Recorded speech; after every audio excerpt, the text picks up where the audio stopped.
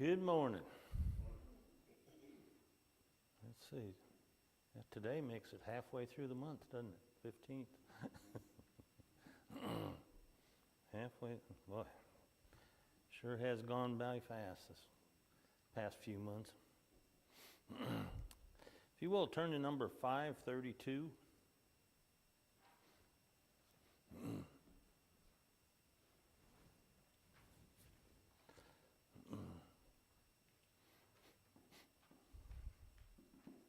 Did you go down to the square Thursday night? Oh. Uh-huh. That place was packed. I didn't know what was going on. Found out later. 532. Though the way we journey may be often drear, we shall see the King someday. On that blessed morning, clouds will disappear. We shall see the King someday. We shall see the King someday. We will shout and sing someday. Gathered round the throne when he shall call his own. We shall see the King someday. After pain and anguish, after toil and care, we shall see the King someday. Through the endless ages, joy and blessing share, we shall see the King someday. We shall see the King someday.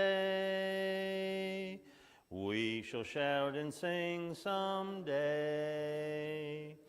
Gathered round the throne when he shall call his own, we shall see the King someday. After foes are conquered, after battles won, we shall see the King someday. After strife is over, after set of sun, we shall see the King someday. We shall see the King someday. We shall shout and sing someday. Gathered round the throne when he shall call his own, we shall see the King someday. Dennis, could you start us off with a word of prayer? Heavenly Father, we thank you this first day of the week. Thankful that we can gather together this morning, study a portion of your word, we pray your blessings upon us. Help us to have open and receptive minds, receptive to your truth, Father. Help us with the digestion of your truth. Help us with our lives that we might live those things in purpose beyond in our daily walk, Father. We pray for those that are sick and afflicted, those that are in need of better health. We pray for those that struggle along life's way. Help us, Father, to help others where we can be an encouragement. We thank you, Father, for Jesus, and we thank you, Father, for the future. We're thankful, Father, that the promise of indeed seeing our King one day. It's in his name we pray.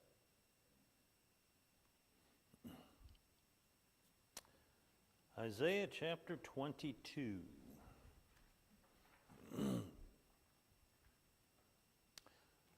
From the burden of Egypt and the burden of Ethiopia to the burden of Ashdod and Babylon, and now Isaiah gives us the burden of Jerusalem.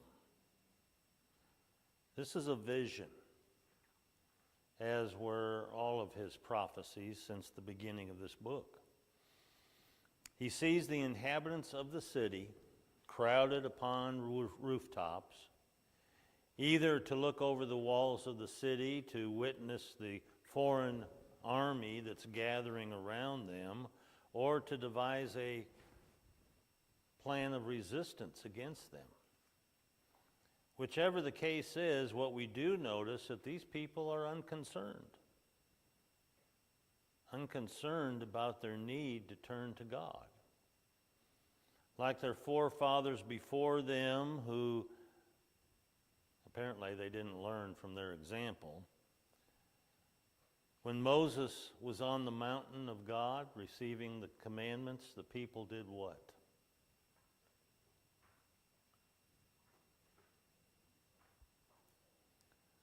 Built a golden calf and rose up to play. Exodus 32, verse 1 through 6. These Israelites made the invasion of their enemy an opportunity to party, as we see toward the end of this particular chapter. When instead they should have clothed themselves in sackcloth and ashes, weeping and appealing to God for mercy, asking Him for assistance. The prophet does not reveal to us who this particular army is, but several scholars argue that it cannot possibly be Assyria. However, we find that these verses here line up with 2 Chronicles 32, verse 3 through 5. The days of Hezekiah. Well, in the days of Hezekiah, it was Assyria that was coming up against them. So those scholars do not know what they're talking about. Sennacherib, the king of Assyria, in 701 BC, the 14th year of his reign, he came up against Jerusalem. And this would have been the time when Judah had chosen to break away from its alliance with Assyria. When did they make an alliance with Assyria?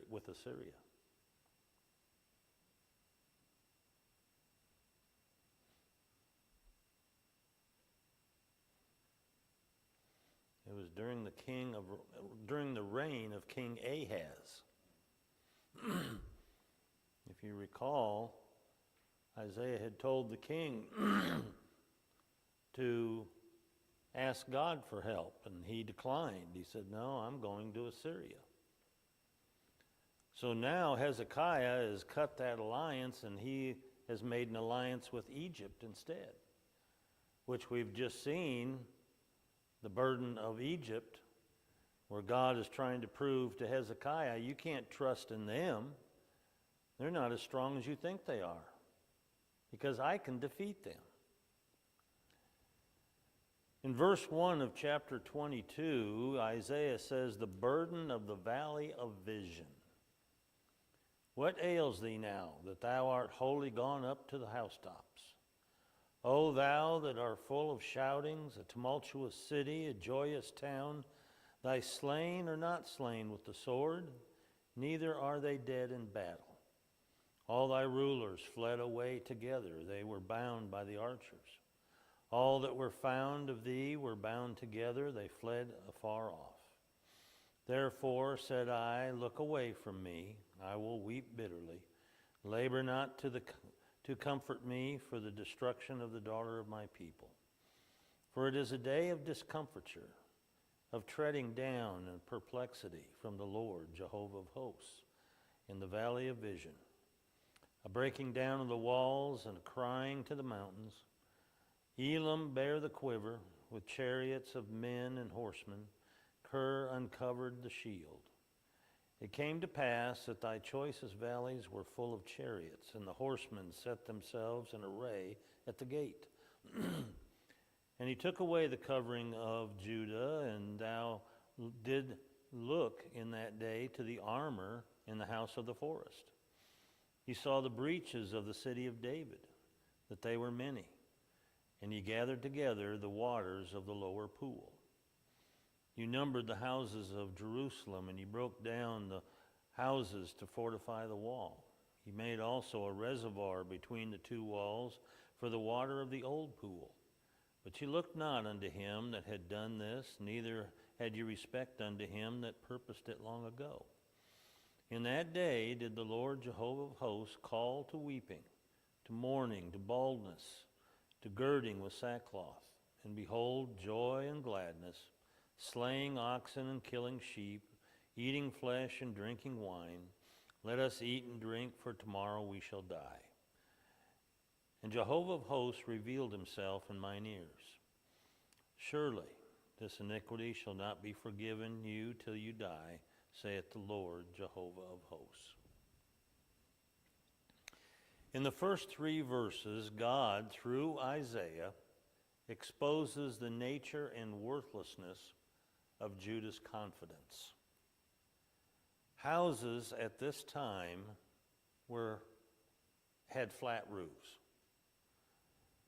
and they would have a parapet wall around the top of those roofs to help keep people from falling off. Something that they hadn't done before, but the law of Moses required that they do so to help protect their fellow man.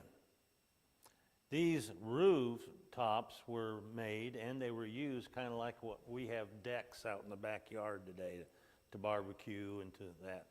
So this was just another added space onto the house that people could use, and they often did, where they might have parties up there, just get-togethers, or the family would just use it to enjoy the weather. These houses Isaiah refers to would be the ones closest to the wall. So if they could, on the roof, they could look over the wall and see what's going on outside. The army has encircled the city. The people are curious as to what they're doing. So they, according to what God says here in the last few verses, they throw a watch party to sit and watch what's going on, unconcerned. You know, the Jews were so content, they were so self-confident that God would not allow the army to do anything, that they were safe. Why? What did they depend on for their safety?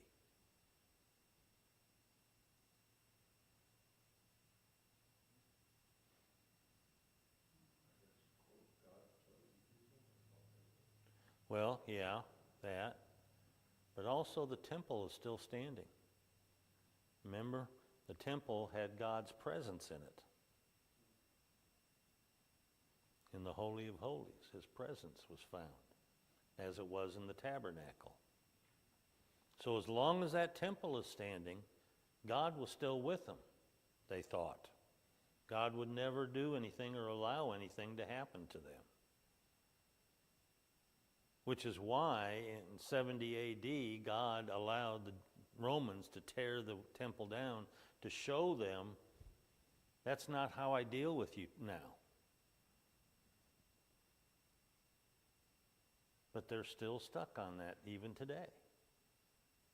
That they're trying to find a place to rebuild the temple so that the Messiah can come. That's still in their head, that the temple has to be there for God to, for them to have God in their presence. So they are not even, they haven't even given the honor of falling on the battlefield. The rulers are running out the gates, escaping for their lives, leaving everybody else to themselves. But the rulers are captured.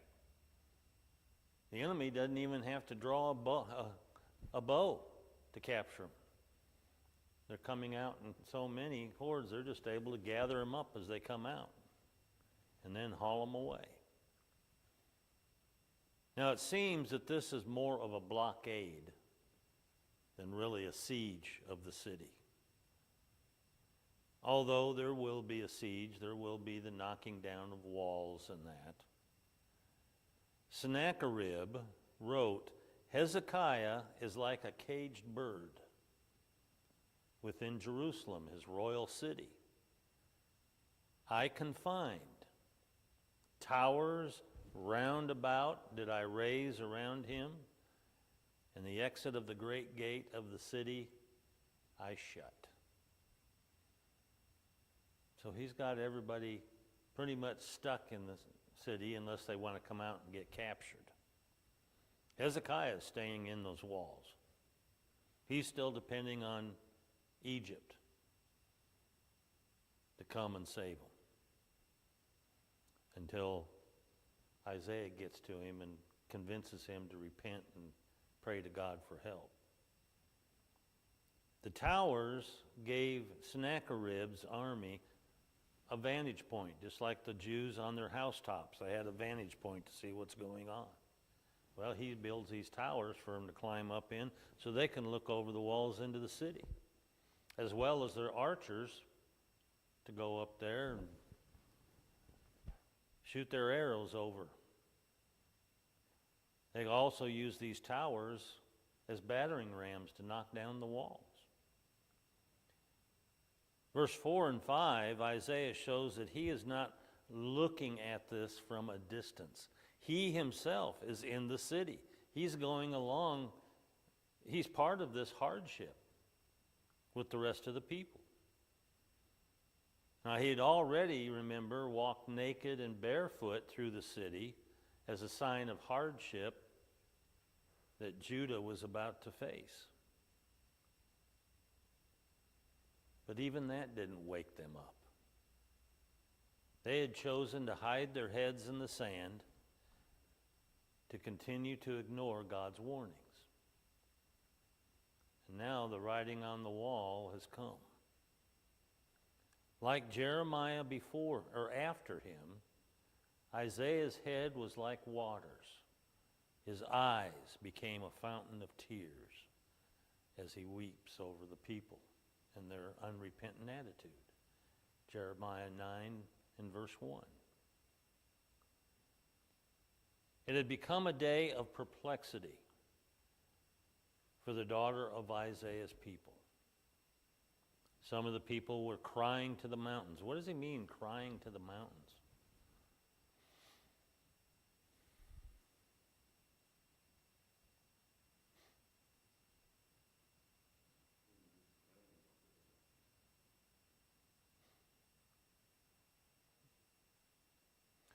What? Huh? Sometimes that means an act of hiding where the mountains fall from. Yeah, right. Yeah, some suggest it could be that, or it could be that they're calling for their neighbors on the other side of the mountain to come help them. You know, could be that. Yeah, right. Among the Assyrians, Isaiah says, is Elam and Kir. These are Semitic nations that had become part of Assyria through Assyria's conquests. And so they have been called to arms to be part of the army. They were dreaded because of their skillful archers and their swordsmen. In verse 7, Isaiah speaks of the choicest valleys being full of chariots and horsemen. Now, Jerusalem was surrounded with valleys on the east side, the west side, the south side. To the east was the valley of Kidron. Anybody remember what that particular valley is? What's important about that valley? Mm-hmm.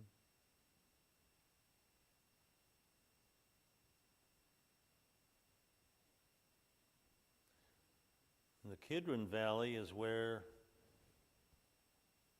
they had the god of Molech, where they would sacrifice their children.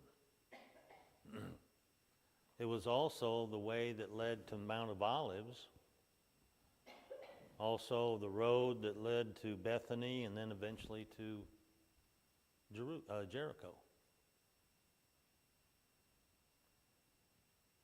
To the west is the valley of Gihon. which led to the town of Gihon.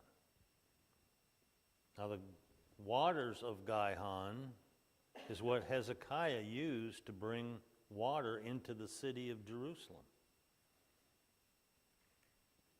2 Chronicles 32, verse 30. Then to the south, we have the valley of Rephaim, most likely named after the giants that once lived in that area.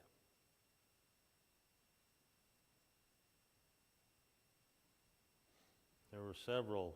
There's the Anakim, the Rephaim, one other one that were giants. And Goliath came from one of those nations. I can't remember. I think it's Rephaim. And when you're when you're 5 feet tall, 5.5 feet, and you're looking up to somebody who's 9 feet tall, yeah, that's a giant. I always think of Andre the Giant. And he was just 8.5 feet tall.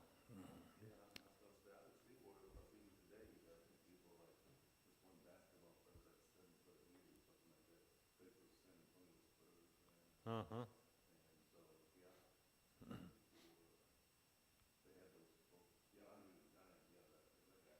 Mm-hmm.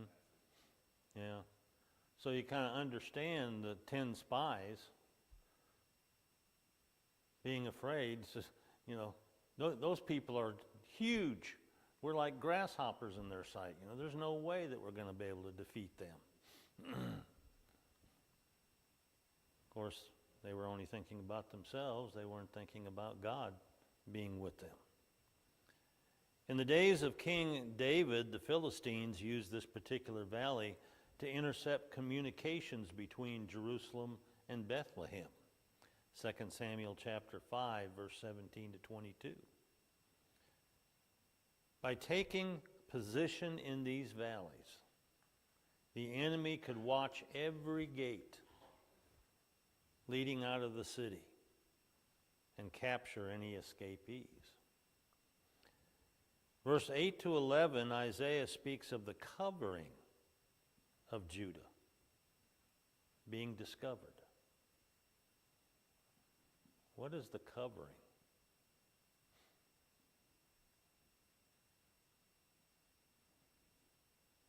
Well, it's really anybody's guess. Even scholars don't know. Some say it refers to the defense cities,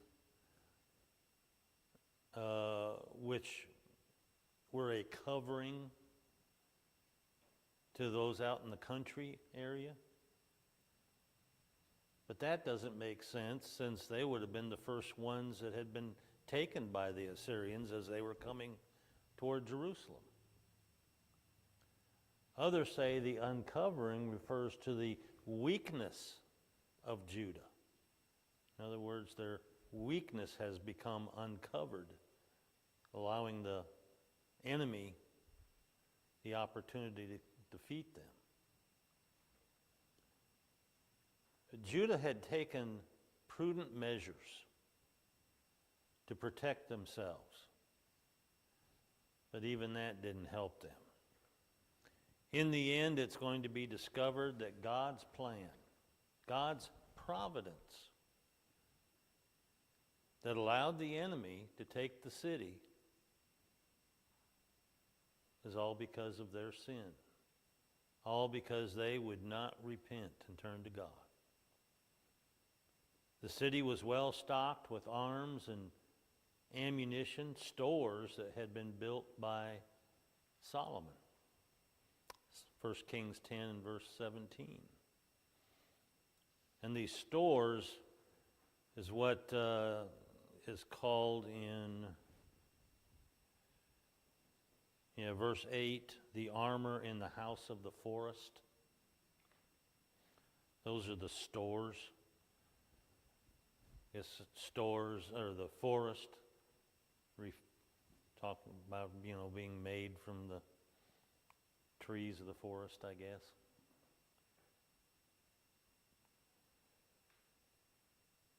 But the breaches in the city walls were numerous. Not because of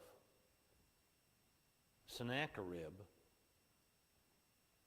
Yeah, you gonna say something? No? Okay. But because they hadn't taken care of the city. They had not maintained the integrity of the walls over the years. And so the wall was, beginning to crumble in places. Even from previous attempts by enemies to break down the walls. They just left it. Didn't do anything about it. Now they wish they had.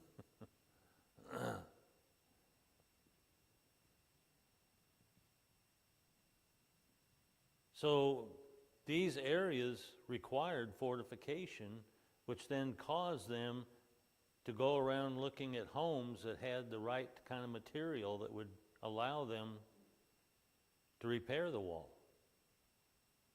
And so they were taking these homes and tearing them down for the material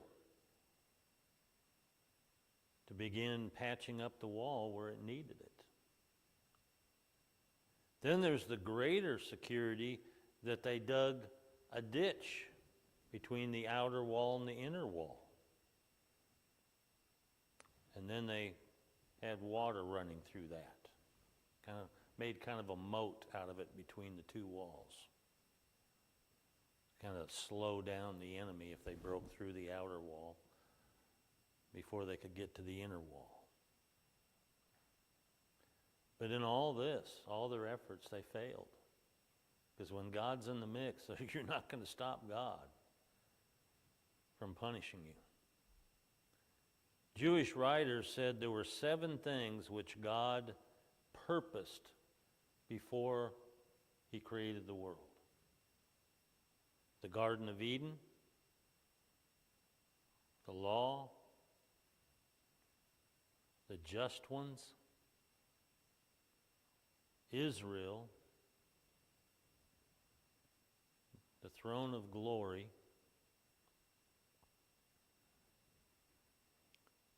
Jerusalem, and Messiah the Prince. And I would add 2 others, the church and the gospel.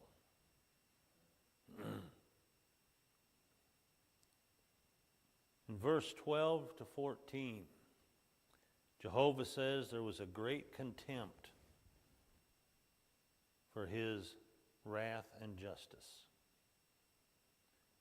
His purpose, as it is for this life that we're living in, is to bring Judah to repentance, to humble them. And that's basically his purpose for all men in every generation. He had hoped to wake them up with the warnings that Isaiah had provided. But they didn't. Warnings that were meant to develop a holy seriousness toward God and his word. Instead, they lived contrary to his will, with joy and gladness, feasting and partying. And basically, the people mocked God's messengers, the prophets, ridiculed the doctrine that they imparted from God, and in many cases put the prophets to death because they didn't like what they said. God is so displeased with his people that he signifies here his resentment of the people in verse 14.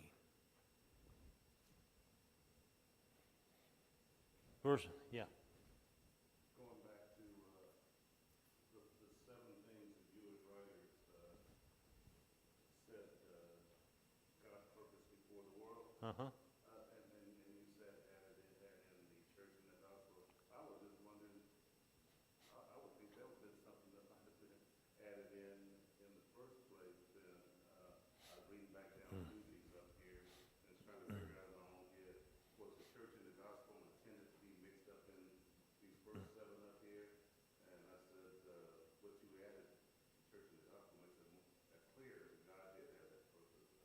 Yeah, but of course the Jews they're not thinking about the church or the gospel.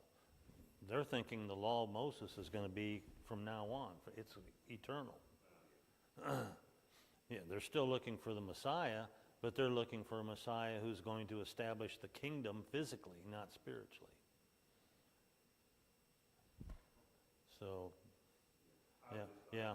You just have to think about it with their mindset. Yeah. Yeah. Mm-hmm.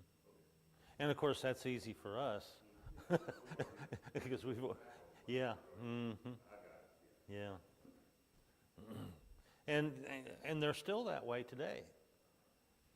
You know, they're still looking for the Messiah to come. They don't recognize the New Testament. They don't recognize that Jesus was the Messiah. That's just something that's just men's opinion that did all that put that together. So. And the millennialists, you know, they're just following what the Jews believe, and you know they're helping them right along with that, thinking, yeah, we have to support Israel if we want God to bless this country. Well, you can't help Antichrist because that goes against God. I mean, yes, God still wants them to be saved, but He wants them to repent. But with their attitude at this point, you know, they're Antichrist.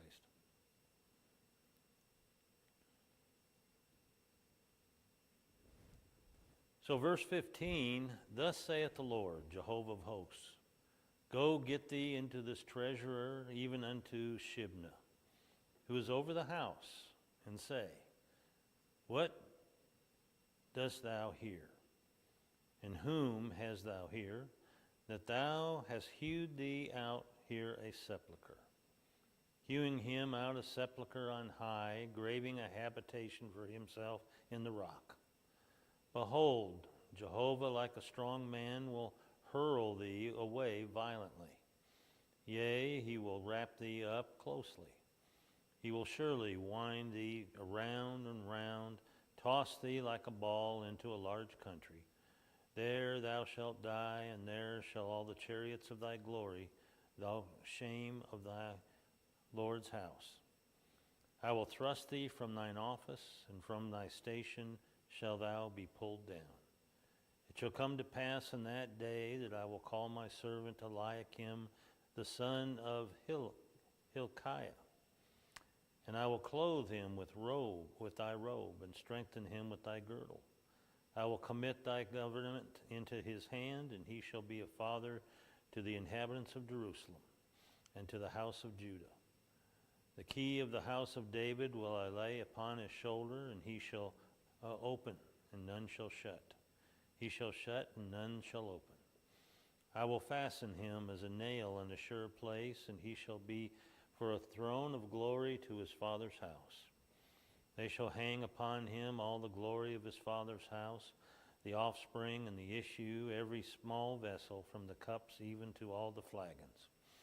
In that day, saith Jehovah of hosts, shall the nail that was fastened in a sure place give way. It shall be hewn down and fall, and the burden that was upon it shall be cut off, for Jehovah has spoken it. So in these last verses, Isaiah is dealing with Shibna and Eliakim. Shibna is a steward over the house. What house?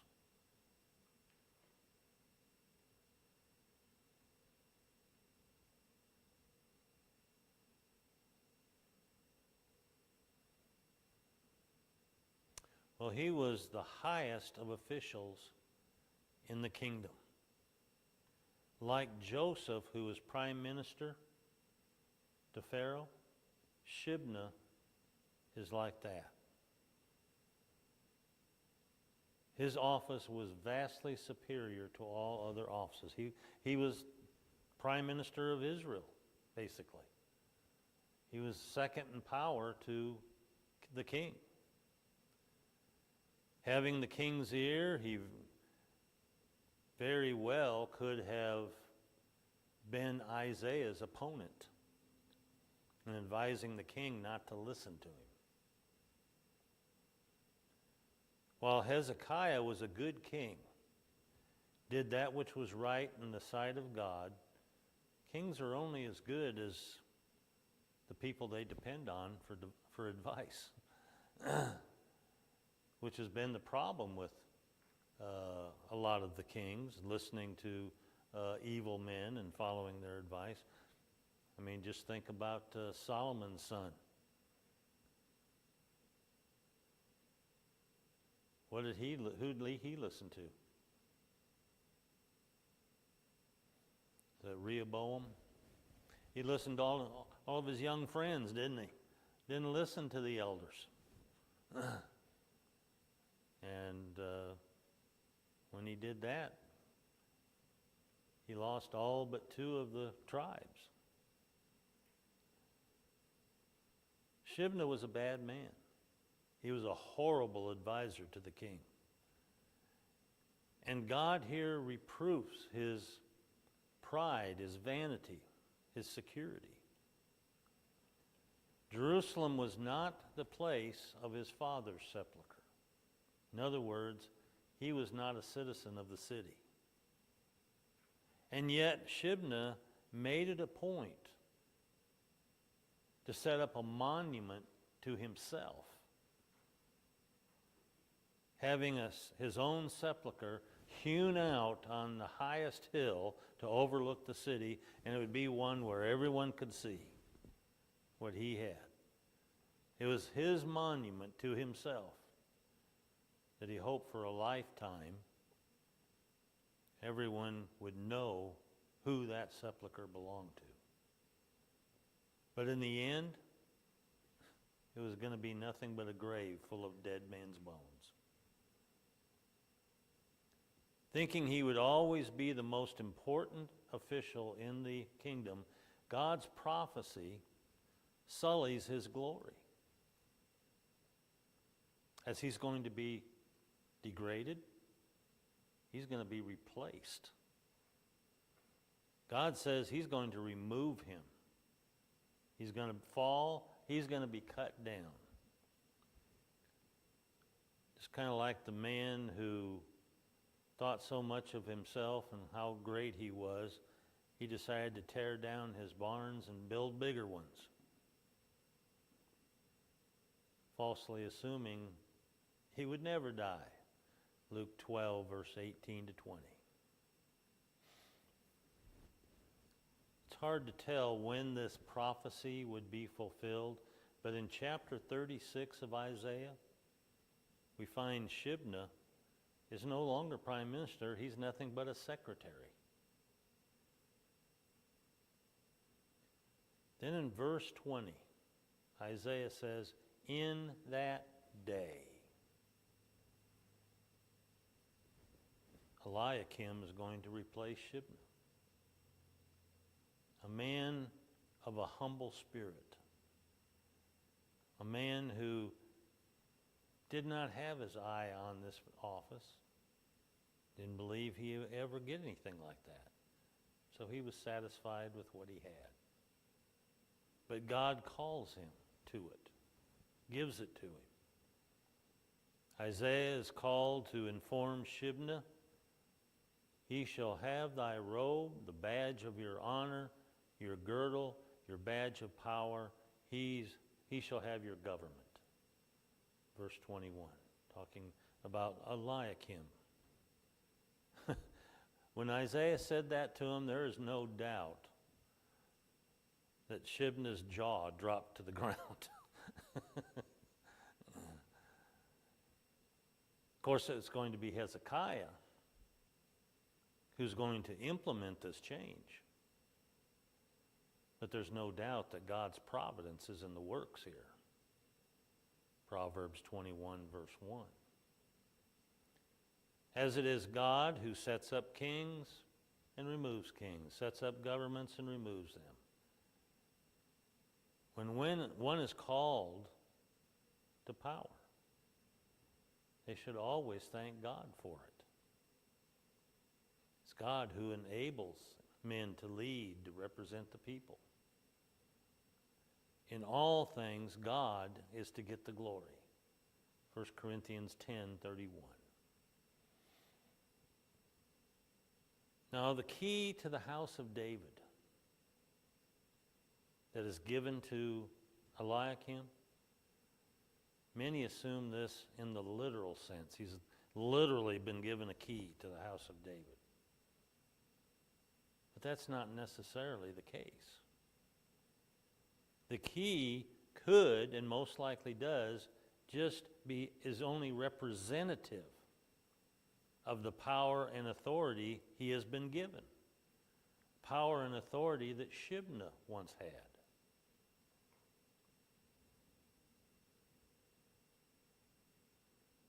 As it's going to be Eliakim that's going to be fastened as a nail in a sure place. Simply meaning that he would be a great blessing to his office and not be removed from it. Of course, that's always conditioned on him following God's will. Being a sure nail points also to the relationship he had with his family, that they could depend upon him. This nail would have the whole weight of the family upon it.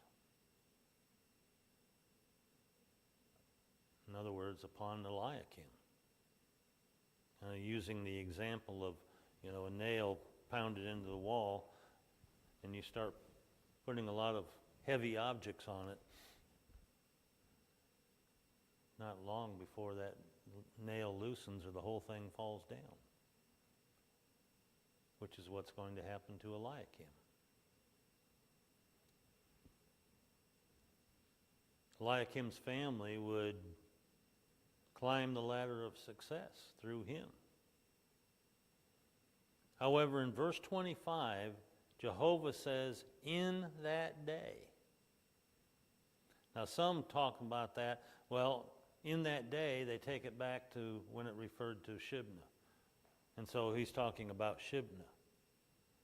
But no, he's talking about Eliakim here. In that day, the nail that was fastened in a sure place will be removed. It's going to be cast down. So like Shibna before him, Eliakim allowed the power and authority that he had to go to his head. Probably his family even took advantage of him, and he falls from his former glory. In the 14th year of Hezekiah's reign, Eliakim was over the house of the king. Isaiah 36, verse 3 and 22. Now, in some ways, Eliakim stands as the antitype of the Messiah, as he too was cut down because of the transgressions of his people. Isaiah 53:12.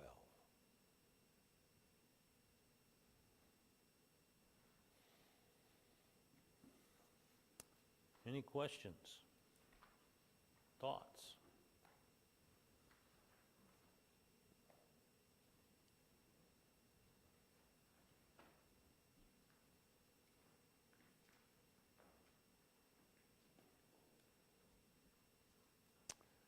Okie dokie.